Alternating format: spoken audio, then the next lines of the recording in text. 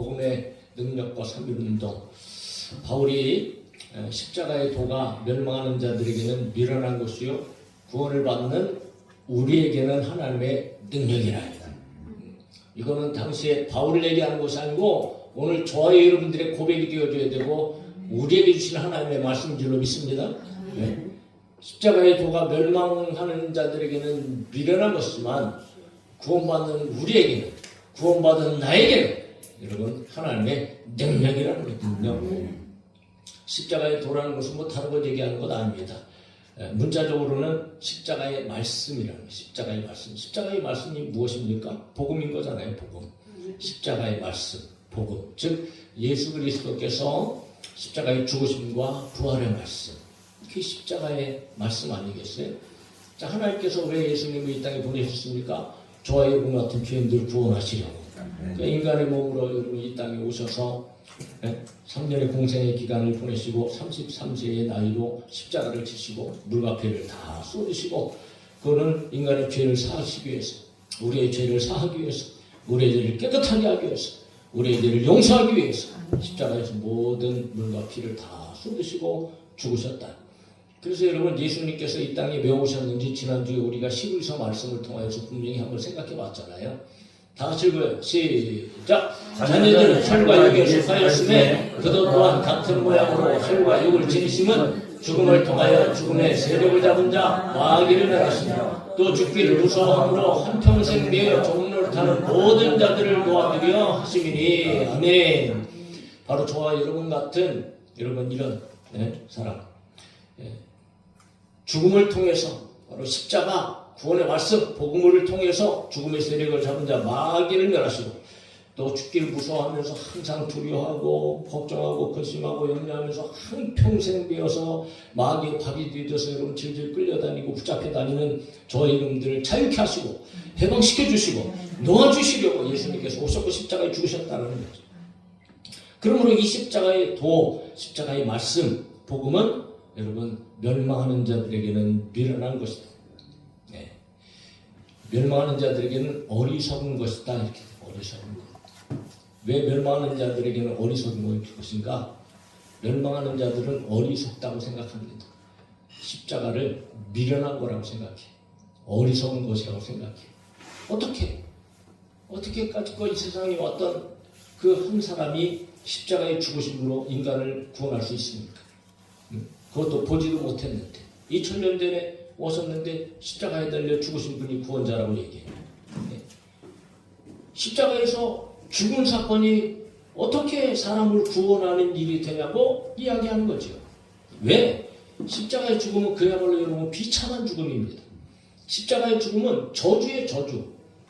그냥 아무나 십자가에 죽는 게 아니에요. 십자가에 죽는 사람들은 아주 극악무도한 죄인들입니다. 그래서 하나님께서 계명 가운데도 십자가에 있는 이런 시체들을 처리할 때 그 존재가 어떤 것이고 어떻게 처리하느냐 이렇게 말씀을 통해서 주시는데 그 시체를 나무 위에 밤새도록 두지 말고 그날에 장사하여 내 하나님 여호와께서 내게 기업으로 주시는 땅을 더럽히지 말라. 나무에 달린 자는 하나님께 저주를 받았습니다. 어떻게 저주받은 십자가의 죽음이 사람을 구원하게 할 수 있냐 이거죠. 그러니까 바울은 갈라디아서에서 이 말씀을 인용하면서 이런 이야기를 합니다. 그리스도께서 우리를 위하여 저주를 받은 바 되사 율법의 저주에서 우리를 속량하셨으니 기록된 바 나무에 달린 자마다 저주 아래 있는 자라 했습니다. 할렐루야. 그러니까 여러분 사실 우리가 다 저주를 받을 존재로서 저와 여러분들이 죽어야 할 것인데 그런데 우리의 저주의 자리에 예수님께서 대신 지셔서 십자가를 달려 죽으셨다는 거지. 그러므로 세상 사람들은 생각하기를 아니 저주를 받아 십자가에서 죽게 하시는 일로 무슨 구원을 받아? 그렇게 미련한 것이 어딨어? 그렇게 어리석은 일이 어딨어? 결코 받아들이지 못한 거지. 그러므로 십자가의 도는 여러분 세상 사람들에게는 그저 미련한 거. 예수님 당시에 메시아를 기다렸던 구원자를 기다렸던 유대민족, 이스라엘 민족 속에서도 우리는 너무나 잘 보게 되어지죠. 그들의 눈앞에 실제적인 모든 인류의 구원자신 예수님께서 서 계셨어요. 그럼에도 불구하고 여러분 능력을 행하시면서 하나님이신 것을 아주 그냥 증거하시고 보여주시고 그렇게 하면서 가르쳐 주시고 말씀하셨지만 그럼에도 불구하고 여러분 그들은 자기들의 눈앞에 있는 하나님을 알아보지 못하고 예수님을 알아보지 못하고 오히려 여러분 예수님을 잡아 죽이는데 그들이 앞장섰잖아요. 왜? 진정한 구원자를 그들은 알 수 없었던 거죠. 그들은 기다렸어요. 메시아를 기다렸어요. 어떤 메시아입니까? 자기들의 나라를 로마의 속국에서부터 구원하고 자기들의 세계민족이 뛰어나게 할 어떤 이런 정치적인 이런 메시아를 기다렸다는 거죠. 착각한 거죠. 착각. 그런데 여러분 그분이 오셔서 십자가에 달려 죽으신다고 그랬는데 도대체 그들은 여러분 이해할 수 없는 거죠. 예? 그러므로 예수님을 결국은 배척하고 말잖아요. 자, 이처럼 십자가의 돌을 미련한 것으로 어리석은 것으로 생각하는 자들에게는 그들의 결말은 멸망이에요. 멸망. 뭐 여러 가지로 표현할 수 있겠지만 그냥 간단하게 우리가 너무 잘 알듯이 지옥 형벌입니다. 할렐루야. 영원한 형벌입니다. 영원한 형벌. 그러니까 사람들이 한마디로 얘기하면 왜 지옥 가느냐? 왜 형벌을 받을까요? 복음 안 믿어서. 복음 안 믿어서.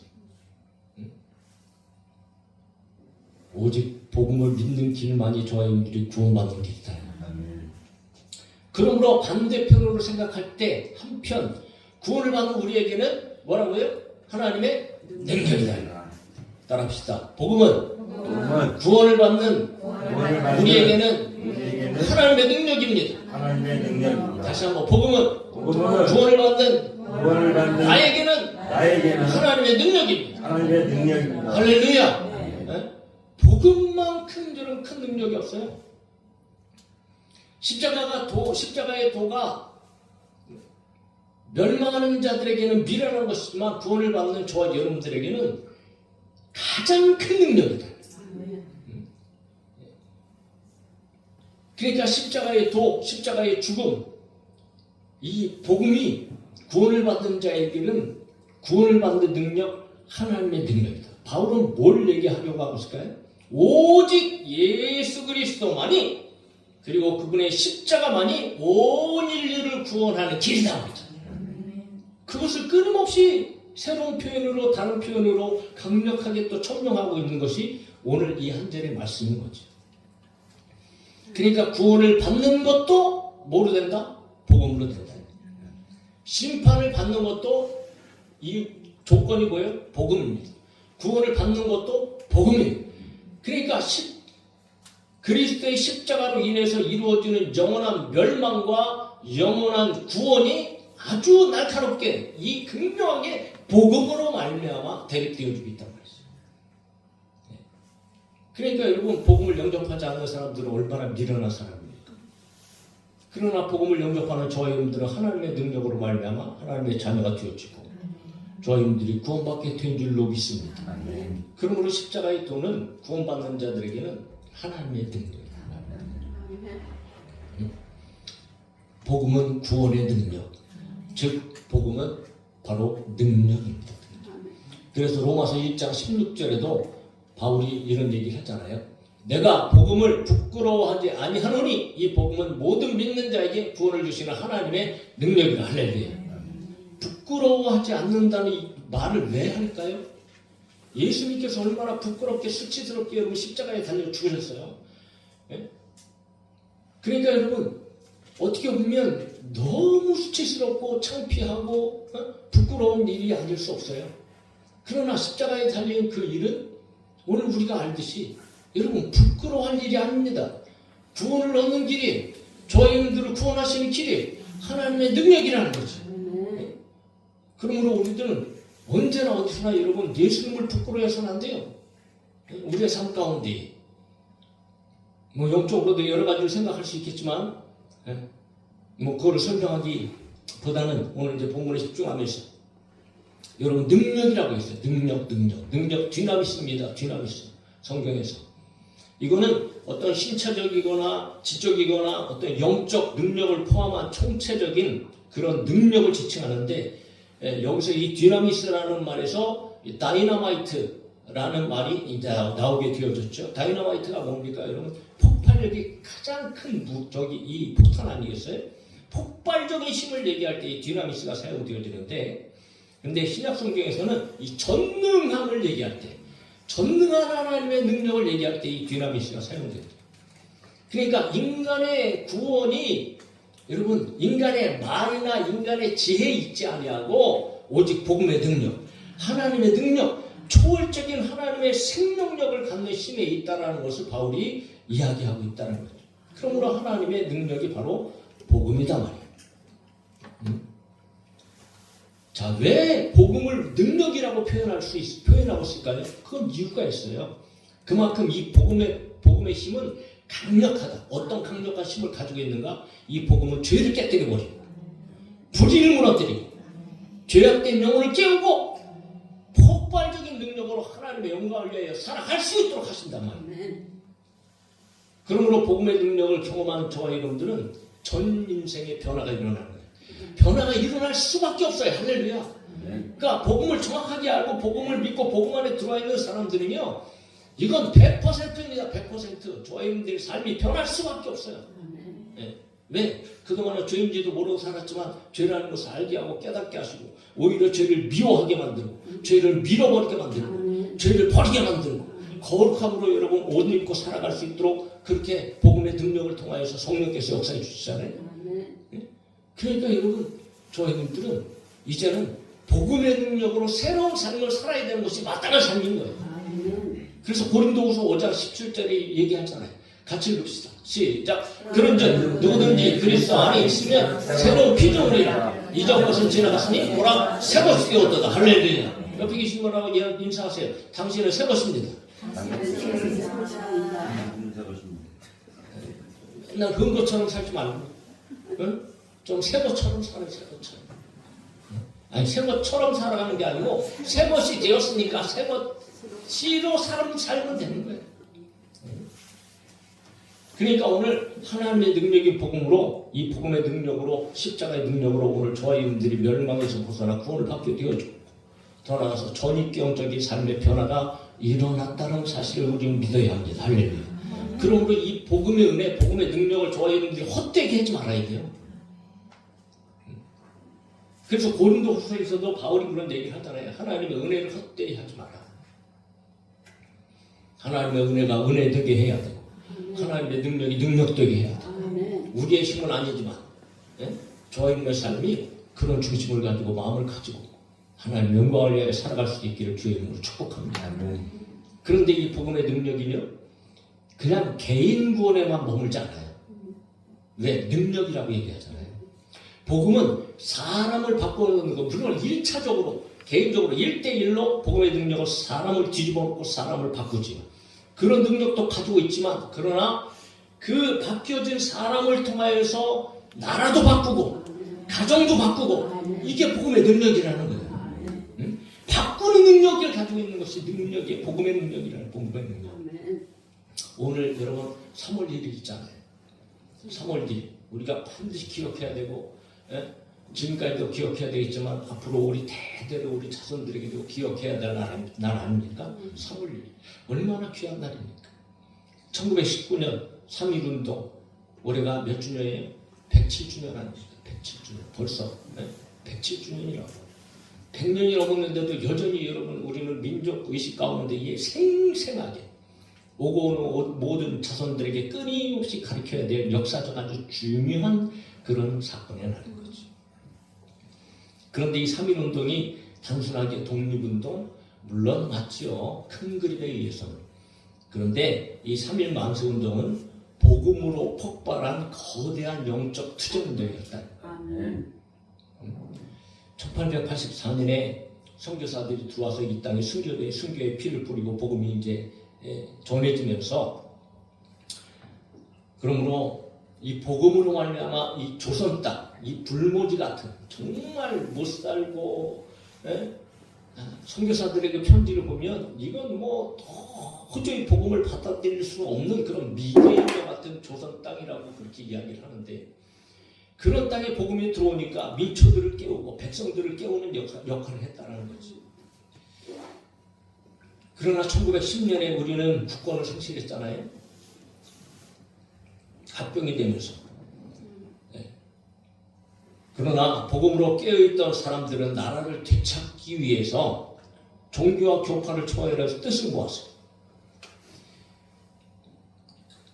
그러니까 1910년에 한일합병이 됐는데 어떻게 9년 만에 1919년에 9년 만에 전국적인 저항운동이 일어날 수 있었을까요? 한번 원인을 생각해 보셨나요? 그 배후에는 복음으로 깨어난 민중들의 역적 각성이 있었기 때문에 저항의식이 있었던 거죠. 왜냐하면 하나님께서 기가 막히게 역사를 통해서 준비해 놓으셨어요. 1907년에 무슨 일이 일어납니까? 길선주 목사님 평양 대부흥운동이 일어납니다. 자, 이 대부흥운동은 왜 중요한가? 무지를 깨우는 거였어요. 죄악을 회개케 하는 부흥운동이었고 말씀과 성령의 능력으로 도덕성을 깨우고 영성을 새롭게 하는 운동이었어요. 그래서 길선주 목사님이 앞에 나가서 먼저 회개하잖아요. 회개. 이 회개의 불길로 말미암아 성령의 불이 붙어갖고 여러분 사람이 하나님 앞에 어떻게 살아야 되는가? 하나님께서 우리에게 주시려고 하는 것은 무엇인가? 라는 것들을 깨달으면서 이게 여러분 불이 붙어서 부흥운동이 시작된 것 아닙니까? 결국 복음 때문에 변화된 사람들이 3.1운동을 주도하게 됐다는 거예요. 그러니까 복음운동이 사람들을 깨웠어요. 그 깨어난 사람들이 3.1 만세운동의 중추적인 역할을 하고 있단 말이에요. 1919년 3월 1일 한반도 전역에서 일어난 비폭력운동, 일제 식민 통치에 저항하여 민족의 자유와 독립을 세계만방에 선포한, 정말 세계 인류 역사 속에서도 유례를 찾을 수 없는 여러분 대단한 운동이었습니다. 물론 천도교, 불교 등 여러 가지 이제 단체가 연대해서 추진했지만 그 과정에서 기독교는 아주 핵심, 중추적인 역할을 감당했다는 거지. 독립선언서에 우리가 잘 알잖아요. 네? 서명한 민족대표 33명이잖아요. 그 가운데 16명이 한국교회, 기독교의 목사하고 장로들이었다. 이건 여러분 대단한 의미를 가지고 있는 겁니다. 우리가 단순하게 그냥 프로테이지, 그냥 그래 이 정도가 아니에요. 당시에 여러분 기독교 인구가 지금은 예전에는 한 20% 10명 중에 2명 이렇게 막 치고 올라갔잖아. 한참 부흥할 때는 어떤 사람은 막 30%까지 그렇게 막 하고 있었는데 지금은 이제 참 많지 않죠. 줄어들었죠. 그래도 10% 15% 전후 이 정도는 기독교 인구가 지금은 되고 있는 것 같아요. 근데 당시에는요 기독교 인구가 1%에서 2%밖에 안 됐어요. 3.1운동이 일어날 때에 엄청난 폭발이 일어났지만 기독교 인구가 1%에서 2%, 100명 중에 1명이나 많으면 2명이 기독교 인구였단 말이에요. 그런데 그 작은 소수량, 그 작은 소수에 불과한 기독교 비율을 고려할 때에 3.1운동의 중추적인 역할을 하는 것이 기독교였다는 것은요, 이거는 대단한 의미가 있는 겁니다.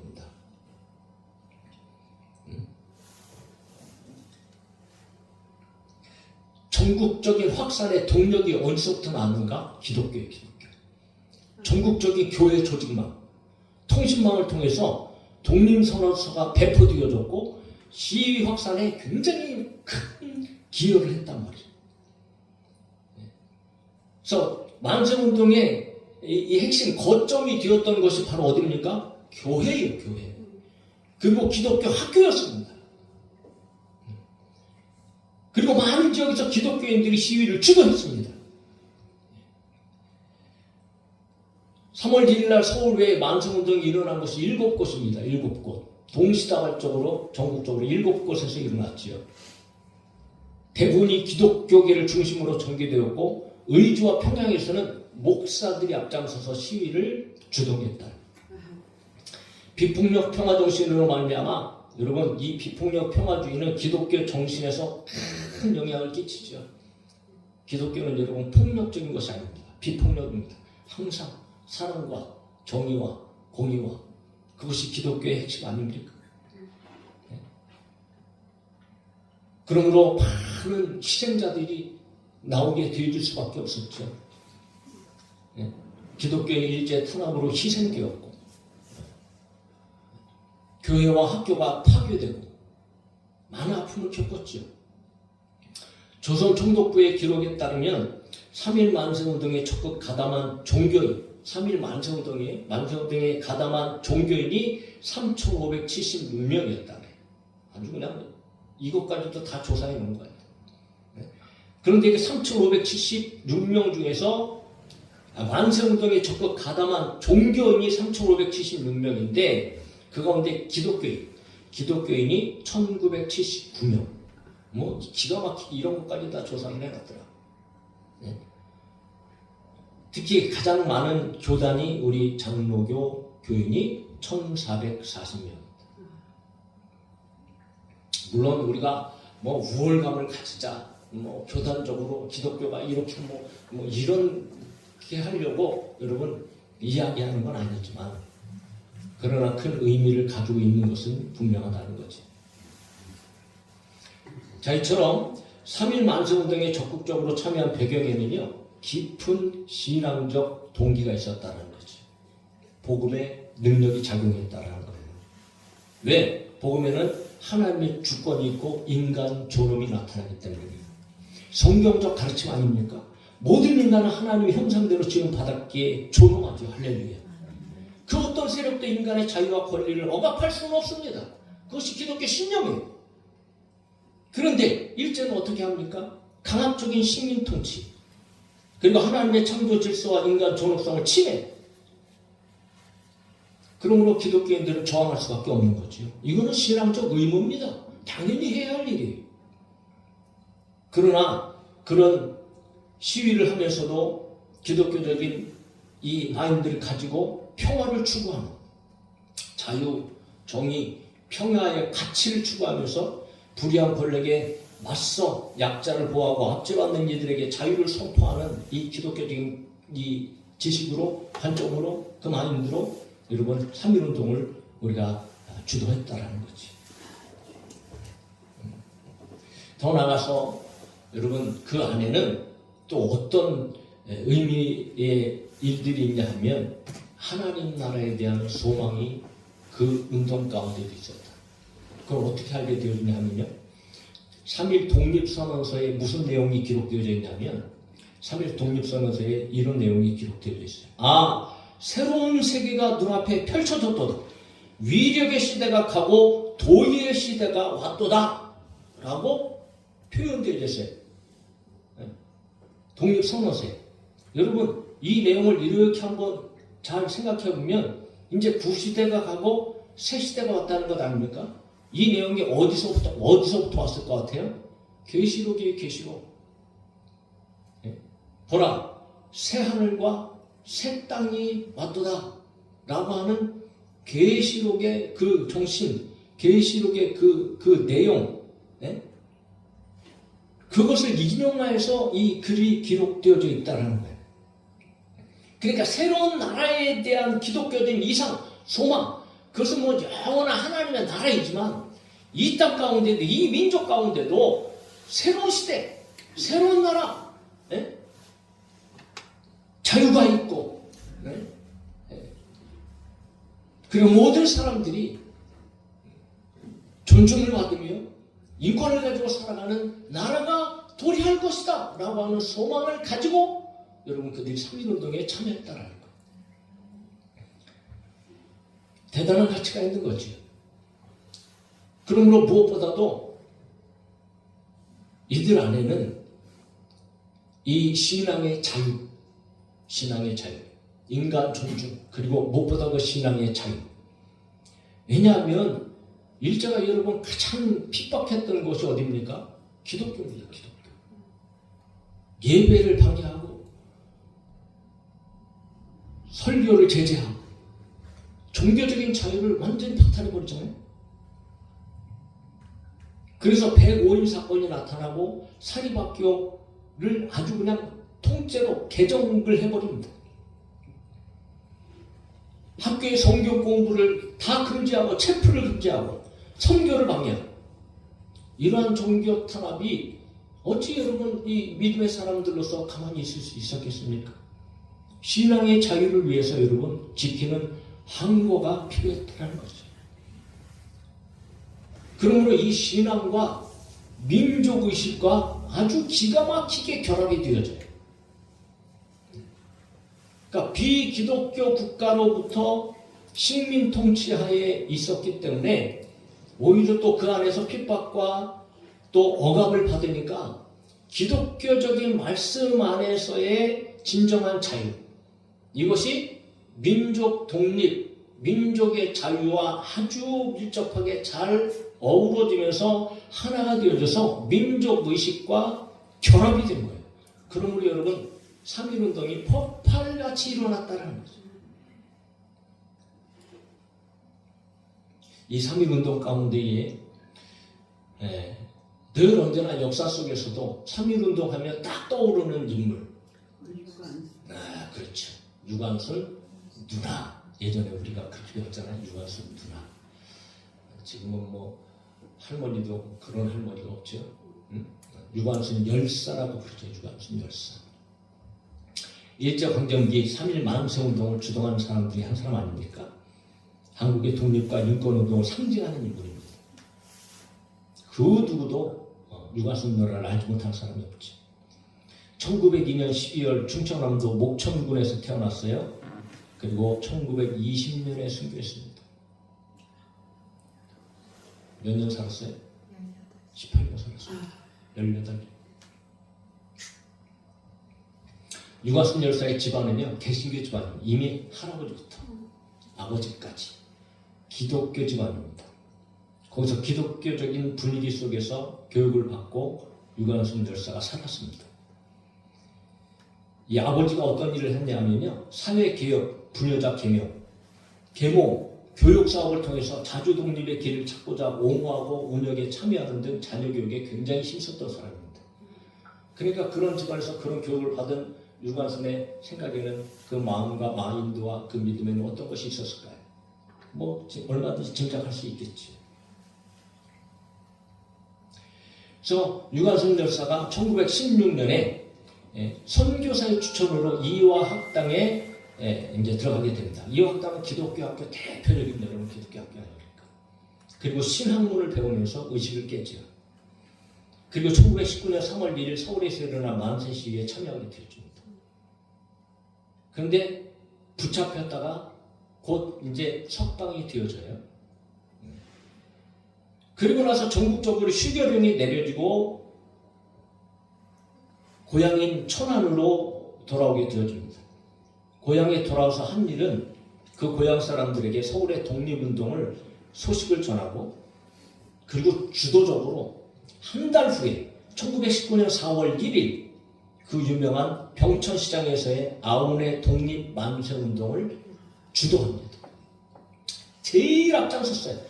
군중들을 다 모으고 다 계획을 하고, 너무나 잘 알잖아요. 광주리에다가 태극기를 다 숨겨갖고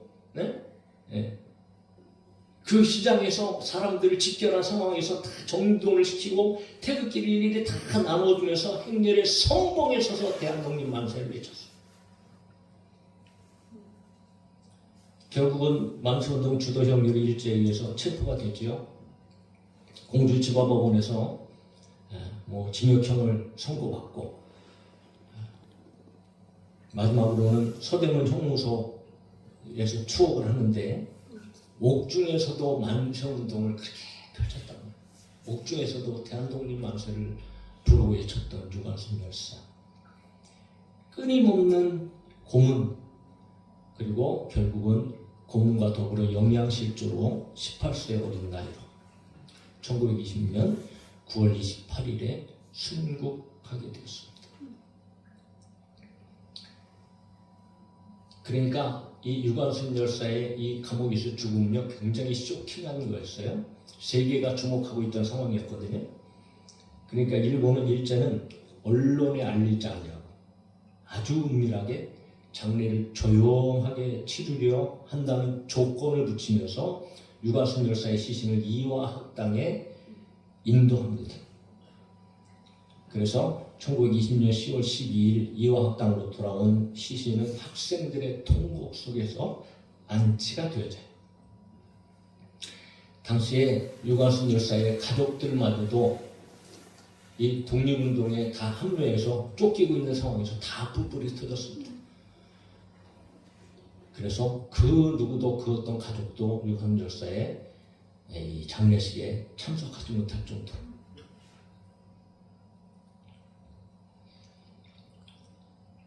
독립운동의 화신, 3.1운동의 상징이자 한국 독립운동사에서 아주 핵심적인 중요한 인물 중에 한 사람. 유관순 열사가 왜 그렇게 했을까요? 물론 나라의 독립을 위해서죠. 그러나 그 이면에 그가 가지고 있는 바탕은 기독교적인 자유수호. 그것이 민족 정신과 결합이 되어져서 그런 운동을 지도할 수 있었다. 그러니까 3.1 만성운동에서 기독교가 보여준 역할은요, 한국교회는 절대로 외래적 종교가 아니다. 민족 종교로 자리매김하고 성장하는 데 중요한 계기가 되어졌다. 그래서 3.1운동은 모든 민족에게 용기를 줬을 뿐만이 아니고 온 세상 가운데에 이 대한민국이라는 나라를, 그 조그만 나라, 그 나라가 얼마나 자유에 대한 가치를 높게 여기고 자유를 위해서 투쟁하고 있는가를 여러분 세계 만방에 보여준 정말 놀라운 그런 개혁 운동이었고 정치 운동이었다는 말이죠. 교단과 교파를 넘어 민족을 하나로 되게 했던 운동.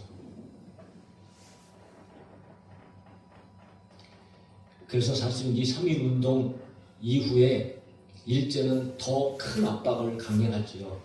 그때부터 뭘 강요하느냐? 결국 심사참배를 강요하게 됩니다. 그런데 안타까운 일은 1938년 9월에 조선예수교 장로회, 그때는 이제 교단이 큰 거 하나 아니었겠어요? 네? 우리 장로회 교단이 27회 총회에서 무슨 결정을 내리냐면 심사참배는 종교가 아닌 국가의식이다.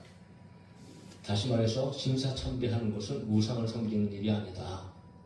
그냥 종교의식일 뿐이다. 라고 얘기하면서 심사참배에 굴복하고 말았습니다. 한마디로 교회가 정치에 굴복한 거죠. 그러나 한편 성경의 진리를 깨했던 지도자들이 여러 명 있었죠. 정부의 정책에 끝까지 반대하면서 우리가 너무나 잘 아는 그 유명한 분들, 주기철 목사님, 손양원 목사님, 결국은 생명까지 잃어가면서 억구와 순교의 길을 걸으셨다. 많은 분들이 있습니다. 제가 제일교회 출신인데 내가 어렸을 때 거기 있을 때 이제 안중선 목사님이 저를 세례 베풀어 주신 분입니다. 그분은 이렇게 세례를 받았어요. 그분도 참 이 심사참배에 반대하시다가 참 많은 옥고를 치는 걸로 제가 알고 있습니다. 요한 칼빈은 목사에게는 두 가지 음성이 있어야 한다고 말합니다. 두 가지 음성, 두 가지의 내용의 말을 해야 된다. 첫째, 하나는 양을 인도하는 부드러운 음성이고 또 하나는 이리를 쫓는 고함치는 음성이라고 얘기했습니다. 이것은 오늘날 세상을 향한 교회의 음성이기도 합니다. 단지 우리 자신만 지키는 공동체가 아니고 세상을 사랑해야 돼. 세상을 일깨워야 돼.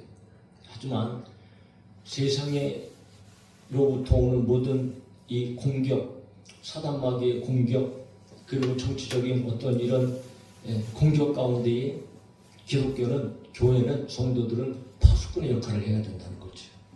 목사, 장로, 성도들 다 마찬가지입니다. 우리에게는 파수꾼의 사명이 있는 거죠. 적으로부터 백성들을 지켜야 되고, 더 나아가 여러분 오늘날 우리 가운데 비참한 현실들을 지금 끊임없이 몰려오고 있지 않습니까?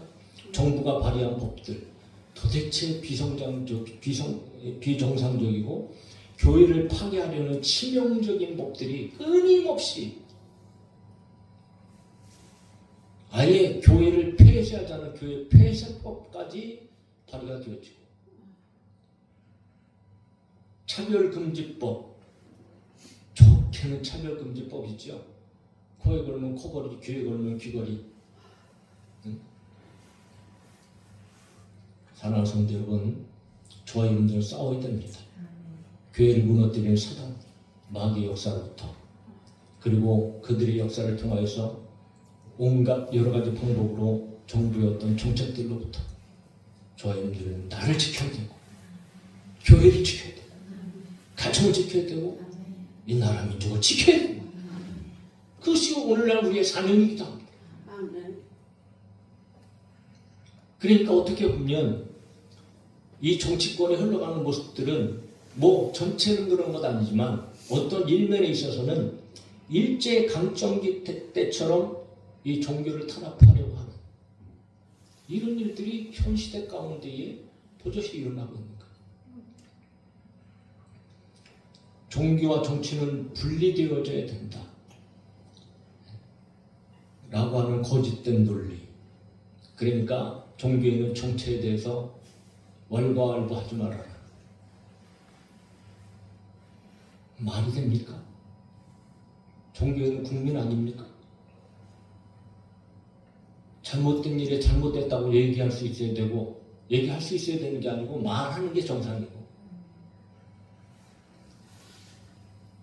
과거나 지금이나 어떤 면에서는 다르지 않은 상황 가운데 우리는 놓여 있습니다.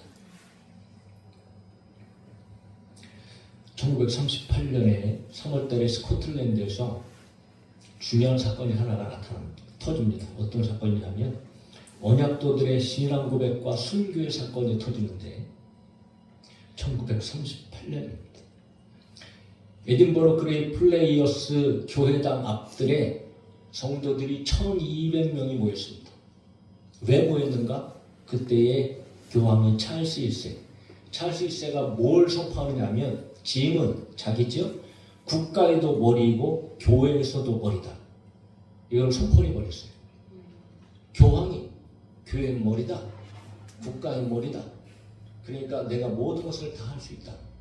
라고 선포해버렸어요. 오만한 주장을 한 거지.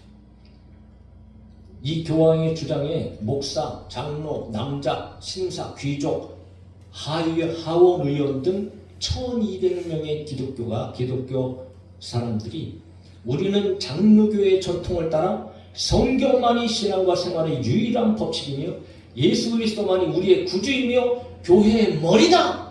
라고 신앙 고백을 하고 분연이 일어났습니다.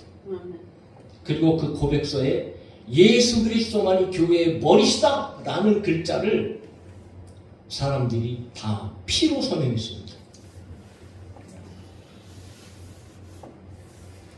결국 1200명 모두는 지붕 없는 감옥에 갇혀서 전체가 다 순교했습니다.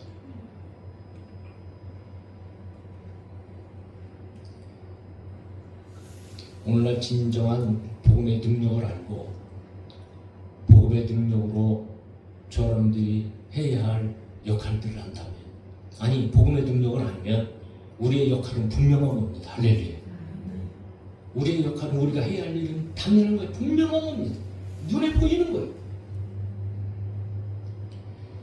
이처럼 3.1운동의 배후에는 복음운동이 있었고 그 복음운동이 독립을 위한 견인차가 되어졌고, 그러므로 오늘 우리는 3.1절을 맞이하면서 3.1운동의 정신을 우리가 계승해야 되고, 저와 여러분들이 분열된 사회를 치료해야 될 위치에 있는 복음의 능력을 가진 사람들, 정의를 실천하고 희망찬 미래를 만들어갈 사명을 가지고 있는 복음의 능력을 가지고 있는 사람인 것을 기억할 수 있기를 간절히 소망합니다. 기억하는 것을 넘어 성경적 원리에 입각한 역사 인식을 바탕으로 저와 여러분의 삶이 능력으로 살아가야 되겠다. 개인적인 삶 가운데도 마찬가지입니다.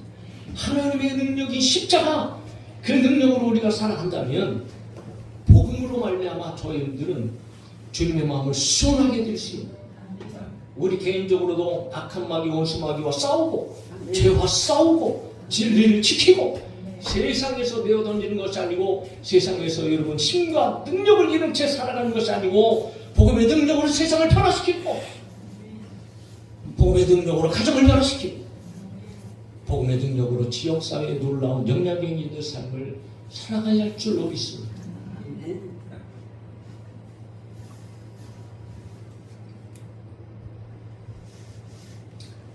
사랑하는 성도 여러분,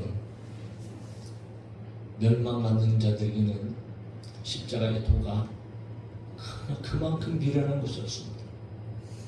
그러나 구원받는 우리들에게는, 구원받는 저와 여러분에게는 하나님의 능력, 그 능력으로 저와 여러분들이 승리할 길이 열어졌습니다.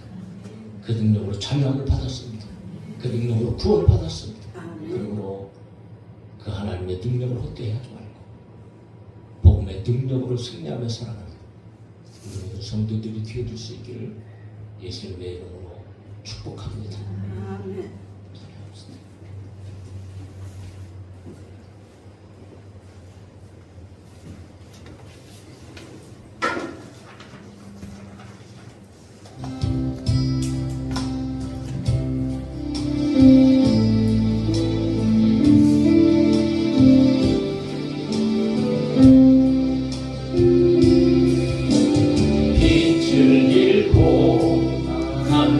가능한 삶을 주님이 부르시네. 나의 약함 모두 아시는 주께 내 신을 벗습니다.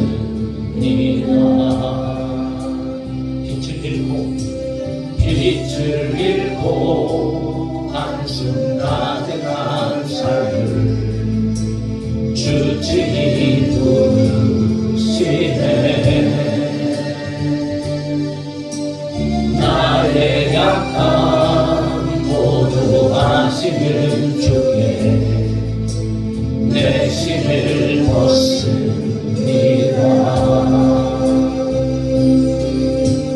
낙심하고 오랜 인생을 통해 주의 뜻 이루시네. 갈 길 잃은 삶의 참 소망 되어 주가 역사하시네. 바다의 길을 내며 하늘의 빛을 두신 주 내 깊은 두려움 다 씻어주시네. 주품에 나를 감겨 언약의 길을 걸으니 한없는 그 사랑 나 찬양하리라.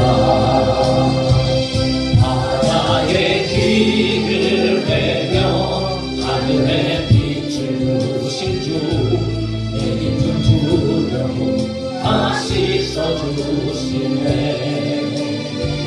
주품에 나를 감겨 언약의 길을 걸으니 한없는 그 사랑 나 찬양하리라.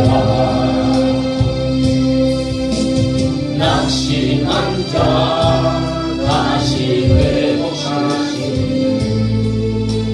그의 구원을 보라. 묶인 자의 잠든 자유 되신 그 주님 찬양. 낙심한 자 다시 회복하시니 그의 구원을 보라. 묶인 자의 잠든 자유 되신 그 주님 찬양. 바다의 길을 내며 하늘의 빛